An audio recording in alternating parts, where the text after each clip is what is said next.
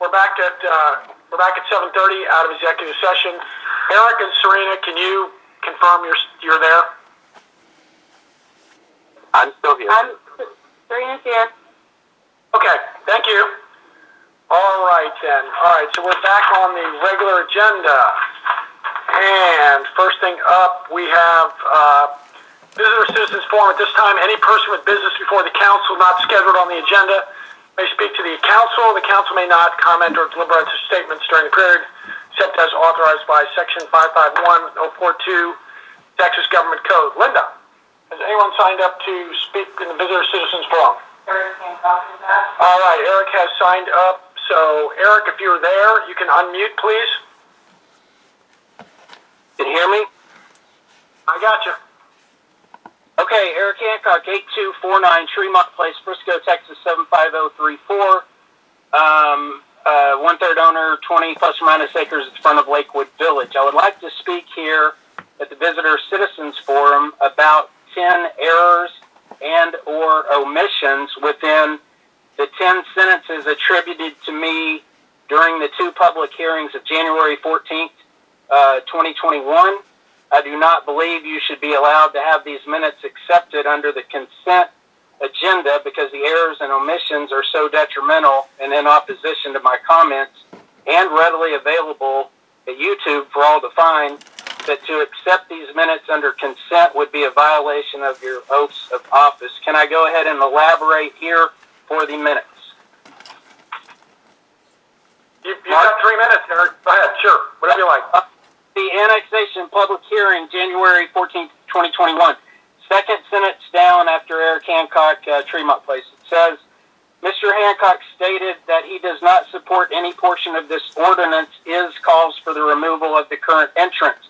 That should say Mr. Hancock stated that he does not support any portion of this ordinance if it supports the removal of the current entrance. Calls for makes no sense and a distortion of the main supporting argument in my speaking to council. The next sentence, Mr. Hancock stated his property would be devalued significantly if the entrance is moved to another location. I never said that. I said if you removed our current entrance and its easement, it would devalue our property. She left those out. That's 3 and 4. The next 5 and 6 omissions, or the next sentence, Mr. Hancock stated that the thoroughfare plan previously adopted does not show the entrance in a different location. I never said that. I said there is nothing in the thoroughfare plan that shows the current entrance to Lakewood Village would be removed. Nothing at all. I never said what Linda wrote there, and I didn't. We have the audio recordings. The thoroughfare plan does show new entrances, and it also shows my easement intact. Moving on to the zoning change for the second sentence down in the minutes for number 7 and 8, errors and omissions. She said, Mr. Hancock stated, if any portion of this zoning change would move the entrance from its current location, he is against passage. I never said that. Check the audio recording. I did say, if any portion of this zoning change supports the removal of the current entrance and its easement for us, we are against passage. Go down past the next sentence for 9 and 10 errors. Mr. Hancock stated moving the entrance would devalue his property. I never said that. Check the audio recording. What I said was removing the current town entrance and its easement would devalue our property. For some reason, my statements are being omitted in exchange for words that involve movement over removal, over and over, that I never said. Movement of the current town entrance. I simply wanted the town to get a new entrance and not remove the current entrance for us as the thoroughfare plan shows. The thoroughfare plan does not show otherwise. No plan was ever publicly given that spoke of moving the current entrance easement to a new location. I implore the council to change the multiple sentence that I never spoke to what was actually omitted and correct the error and wording that distorted the heart of my argument in the annexation public hearing to reflect my intent and my actual statement. Besides getting my name and address correct, 5 of the 10 sentences in these 2 short paragraphs attributed to what I said to council omit what I said and add something entirely different. I don't believe you can adopt this by consent when this is not what I said, and these audio minutes are readily available on YouTube. Please make the corrections, and I will submit the corrections to Linda, email, and I will also include each of you a separate copy if you would like before you adopt these. Thank you.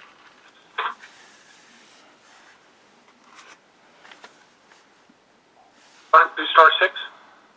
No, okay. All right, thank you, Eric. All right, next up, we have a public hearing was scheduled for Samuel Ventures, so the zoning request has been withdrawn. We had some technical issues on our end with some editing, so in order to make it crystal clear exactly what's going to be requested, I think it was easier to just reload it, and we'll bring it back next month with the correct. We left the red lines in, and we shouldn't have left the red lines in, so that was an editing problem on our fault, so we've got that squared away. So we will not have the public hearing there. All right, next up, the consent agenda. All items on the consent agenda to be self-explanatory will be enacted with one motion. So we've got the minutes, we've got a minor plat. 400 Green Meadow is with Twong. We've all seen that when we did the developer agreement with Twong over on Green Meadow. He's splitting the property into 4, and we extended the road, so everybody understands which one that was. So that's that 14 acres being split. And then we have the ordinance calling for the general election. Okay? With regard to the minutes, I would just say this. The minutes are, we don't have actual minutes. We don't have, when you have minutes, you have action. You can have action minutes, which just basically is simply what actions the council took. In the old days, the girls used to, literally, if you look at some of the minutes, from the early 90s or from early 2000s, they would literally write every word that was said. They would tape record them. And the minutes are, person X got up and left. Person Y coughed. Person Z said, why don't you move over so I can sit down? I mean, the minutes were literal translations of every word that was spoken. And despite being hilarious, they're totally meaningless 90% of the minutes. So the idea of the minutes is strictly to kind of give us an idea of what's happening. Where I find the minutes to be valuable in the past, and I've read every minutes of every meeting since the town existed, sometimes we'll go in and you'll see that we amended an ordinance. And you'll look at the ordinance, and you're trying to look at the old one and the new one, and you kind of see some changes. You're like, well, why did we do that? What happened? Something must have happened to make us do that. And then you go in the minutes and find out that, somebody ran off the road, or, somebody got bit by a dog, or, you find you actually get more context to realize, oh, okay, when we did it the first time, we forgot this. And now, or sometimes the state law changes. And we wouldn't think to look at the legislature made a change that drove us to make our change. So I find the minutes to be very helpful at just getting the intent and kind of getting the general, giving you context. It's not about literal. So, with respect to Eric's things, I think that the context is the same. Whether or not he literally said, I don't want the entrance removed, but he wants the entrance to not, I think we all understand what his intent is. So I think, nobody reading the minutes is going to look at those minutes and say, gee, I thought, Eric Hancock is for, taking the entrance away. I think it's pretty clear. So I think the minutes are fine in context, putting everything in context with what, what they're supposed to be. And I find those minutes to be very helpful when you look back in 3 or 4 years and try and, tease out why did we, why was, something done.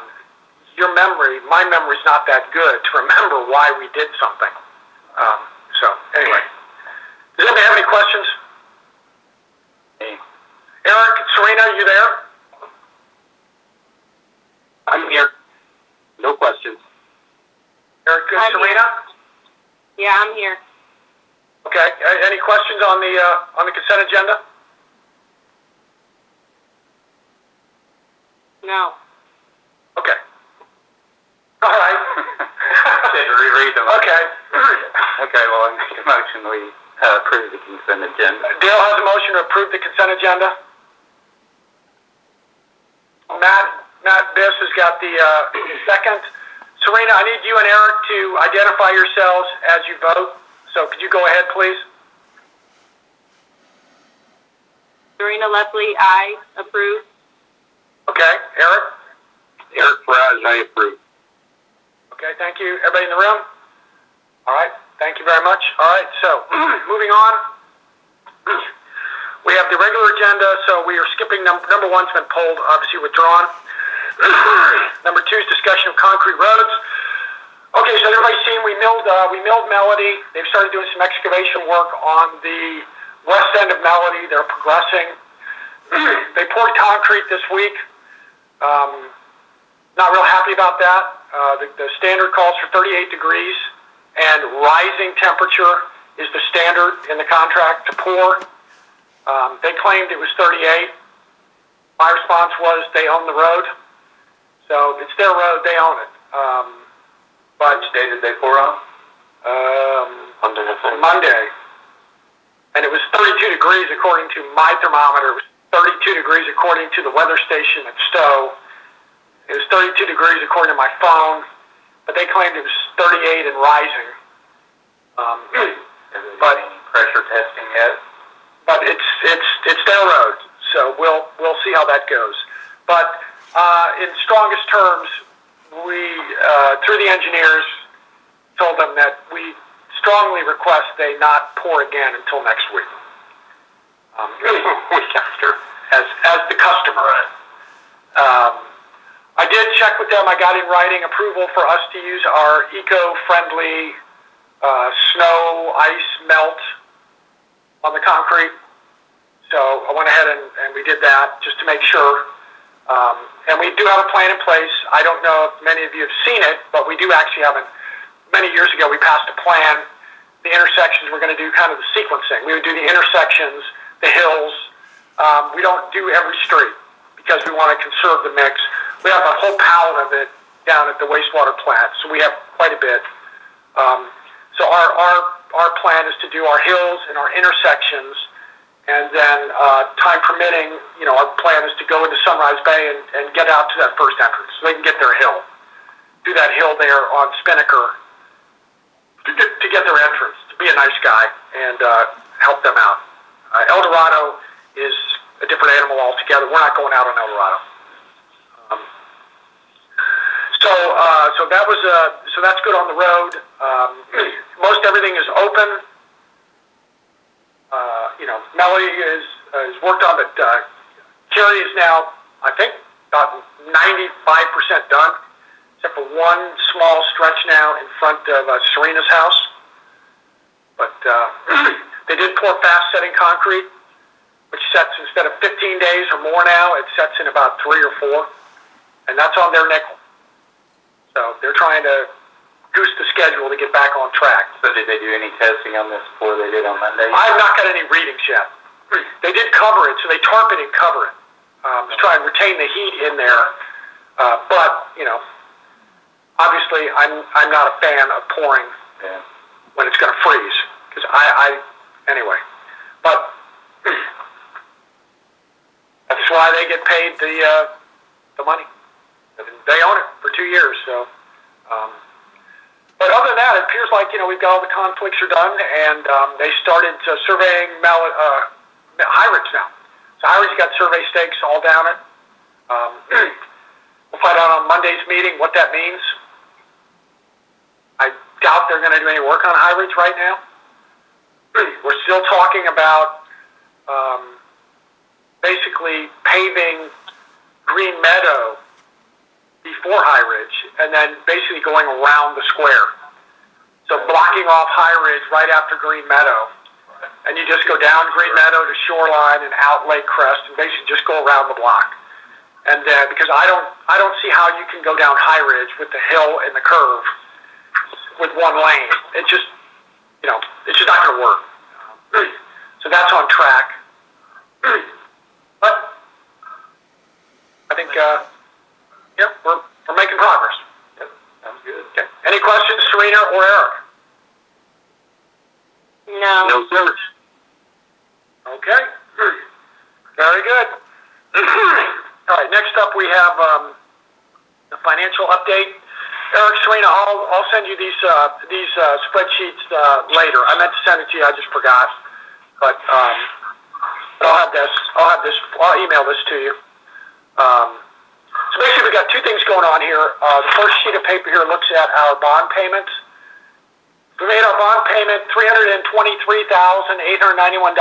$323,000. We made that payment on January 27th.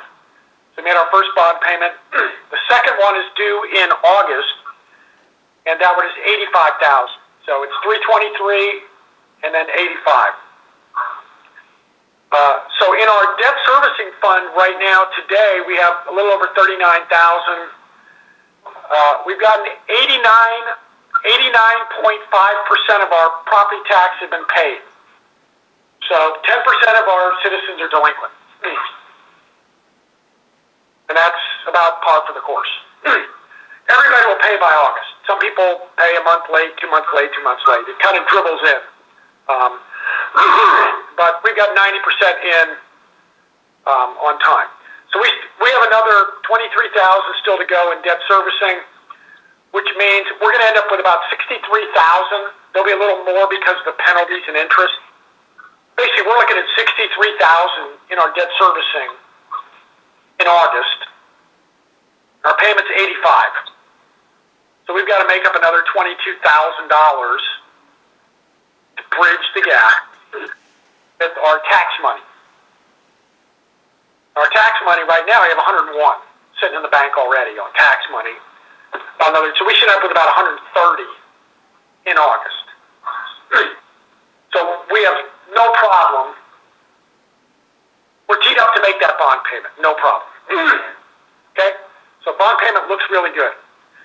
So you can see if we get $130,000 in tax money and we send $20,000 over to make up the difference in the bond payment, we've got $110,000 in tax. That's the money we normally use to run the town, along with sales tax and the building permits and everything. So that's fine. $110,000 still to go is great. We're in month 5 of our fiscal year, right?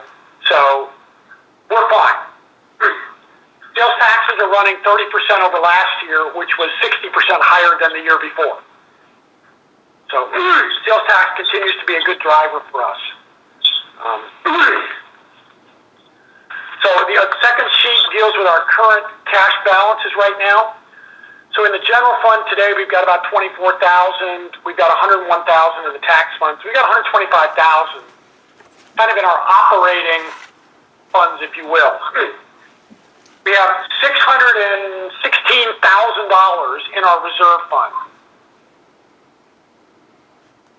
And that's the money we're using looking at the gap in the road. Our gap today, and we've done all the relocates now for us. We've got all of our pipes in, water lines moved. We shouldn't have any more expenses as the city, the road. Our gap right now is $471,000. That's the gap between the money we have and what the final cost will be. But there's still a big change order for dirt. So intuitively, let's just call that number 400. We have 616 set aside for 400,000 gap.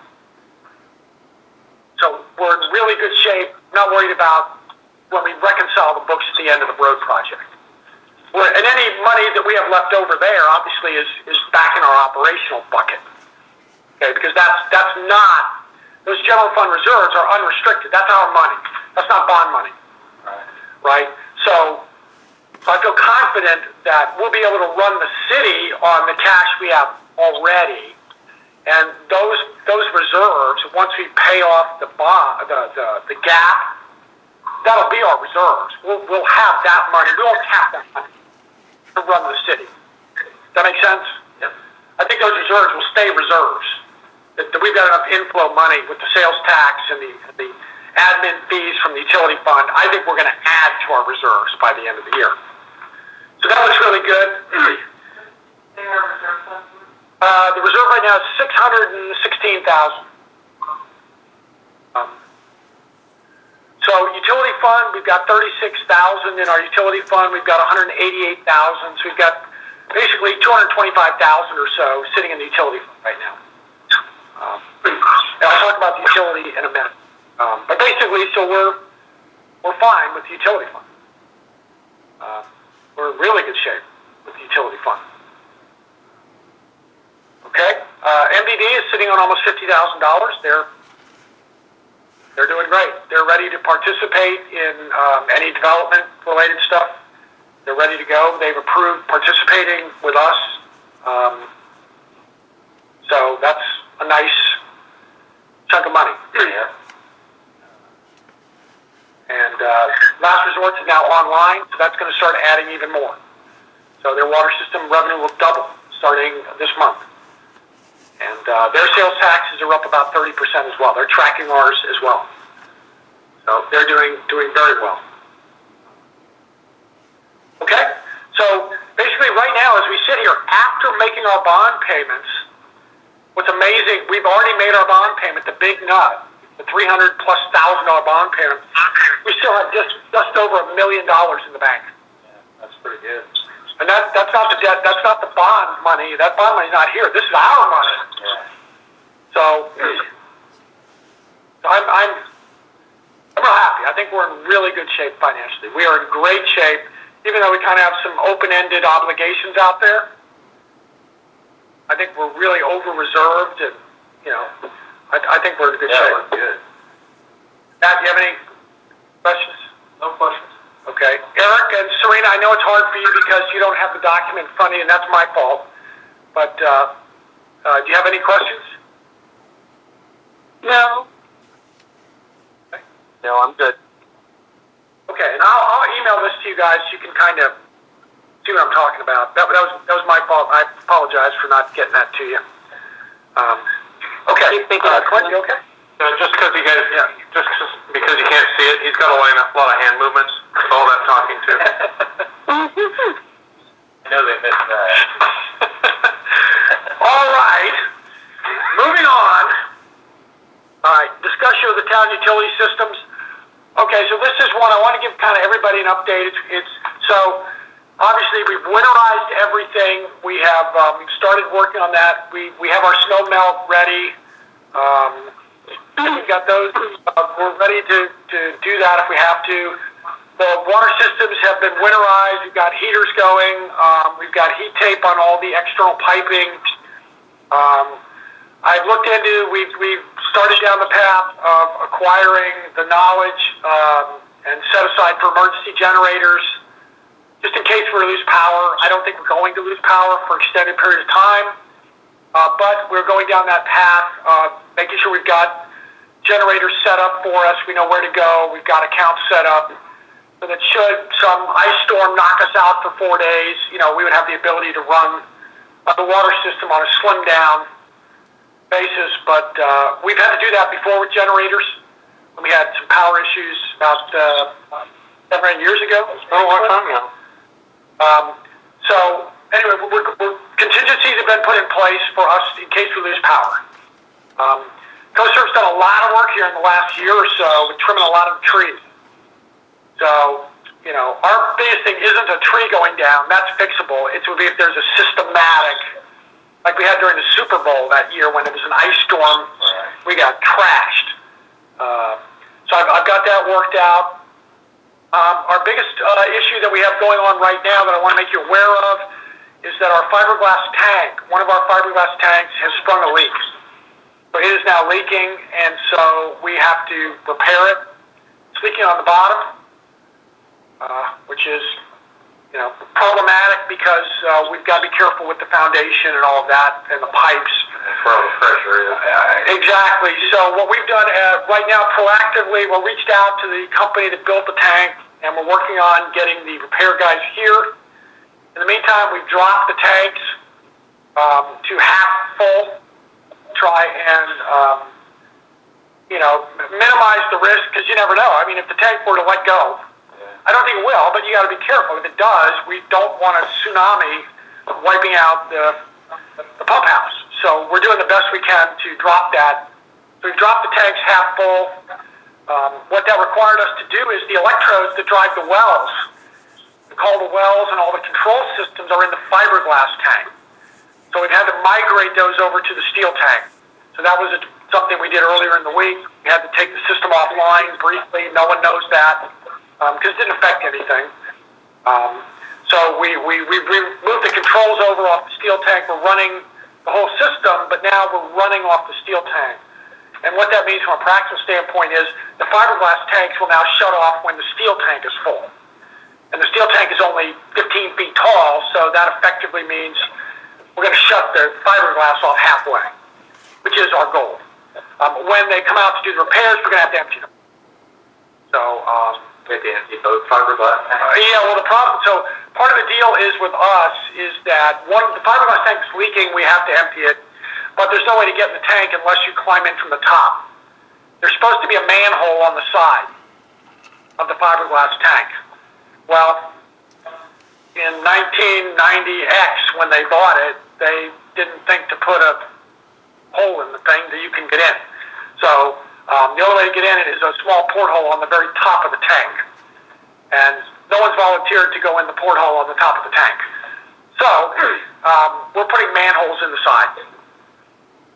We're taking this opportunity. We've got to empty them anyway, because the tanks are daisy chained together. They fill equally. So it's just like, you can't empty one end of the bathtub. So when we drain one, the other one's going to drain because they balance out, right? They pull together. So they're both going to come offline. So we're going to use this opportunity to put in the manways to get into the sides of the tank, and that should be in the next hopefully week or two. And the goal obviously is we do that when we're using 20,000 gallons a day, not when we're doing 220,000 gallons a day in the summer. So this is the prime time to do it. Yeah, the timing is good at least. We're probably running the system on only one well because we don't need 3 wells to run. We could run 3 wells for 8 minutes and be filled. So we normally run a lean operation in winter anyway because our demand is very low. Our biggest user of water right now is the road guys. And I've already, at the Monday meeting, they know, again, we're looking ahead, we're putting the kibosh on them using water. When we go into our repair mode, they're not going to be allowed to use our water because we want to make sure that the steel tank is fine. It holds 50,000 gallons. That's 2 days worth of water. So we're fine in winter, but The big bulk. to be prudent, right? To be prudent, we would just have them not use water for the 3 or 4 days we're going to be doing repairs. And it should be totally transparent to the town.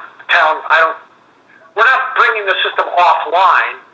We're just reducing our capacity. The only negative for us, hypothetically, is our fire flow is going to drop. There's no way around it. That's just, we have to fix the tanks. Low fire danger this time of year. I agree. Yeah. Not really. Well, I don't know about fireplaces, but, Space heaters. But anyway, that's the nature of the beast. We don't have a choice. But we got that repair going. It's not that costly. It's probably less than $10,000. I've gotten some preliminary paperwork, but we're still working on the bid. So it's an emergency repair. We have to do it. So, I'm moving ahead.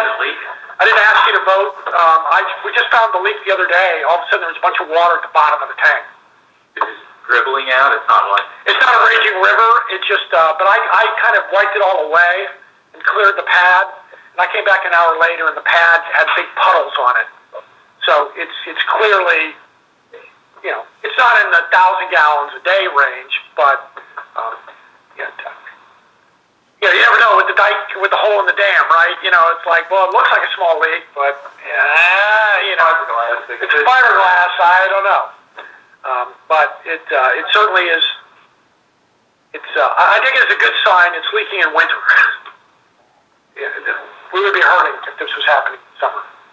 One more, so I'm not going to bring that to you to ask you for approval. We're just going to do it. The other issue is, I've been talking with Sam, and what we are going to do is before High Ridge gets worked on, we're going to put a metal sleeve under High Ridge at Parkwood, because the force main from land plan and the school district, all that, they have to eventually go under high ridge to get to the wastewater plant. So what we're going to do is we're going to sleeve it. So we're going to put in a metal sleeve and cap it on us. And again, that'll be an impact fee related charge that we'll recapture later. But we're going to get that in now before they do high ridge. So you'll see us digging away at some point. But that's kind of on the utility update. On the sewer plant, we're continuing to do those operations. We've got the plant running pretty good now. We're doing another wet haul, kind of purge the plant and try and get it going good. We're dealing with an issue with TCQ. Apparently, for the last 3 months, we've been doing labs on our water system. We've done about 20 water checks where we check for total coliforms and E. coli. We have to check monthly. We do 5 tests a month. And so we've done 15 tests with our labs in Plano. And TCQ has informed me that as of last week, that when we submitted the lab tests, the request to do the labs, we used the labs form. And we were supposed to use the TCQ form to ask for them to do the test. So we have all the test results, and of course they're all negative, but TCQ is now saying that that doesn't count. Because when you submitted the sample and you requested that they do the total coliform, you checked the box on the lab's piece of paper. And so it should have said TCQ on the top, and you should have checked the box. Do you have to resubmit the form, or do you have to do the test again? Right now they're saying we're in violation, that our water, they haven't deemed our water to be safe. But anyway, I'm trying to get them to realize that the idea is to test the water. And the lab, the independent lab, has 15 samples over 3 months where there's nothing wrong with the water. That actually your mission is to have there be safe water. What do you care what the font size is on the report that says the water's safe? But I'm dealing with TCQ, and anyway, we'll try and work it out. But we've already sent more labs in this month.